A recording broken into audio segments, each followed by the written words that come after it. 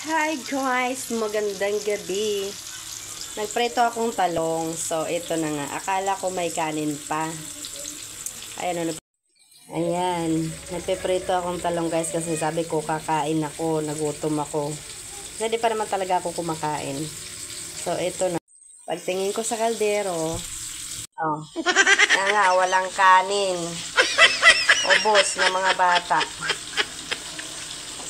Magtatalong na lang ako guys, hindi na ako mag-rice. Literal na no rice tayo ngayon guys. Oh ha, ayan na pa pala nang hindi sabay-sabay kumain. Ano talaga may kanin pa, wala na pala. Hindi, ala na talaga, ano tayo magagawa. Kinain ng mga bata.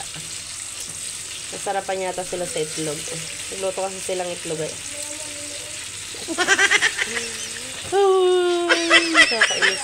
Okay lang. Magtalong-talong na lang tayo ngayon. Bye!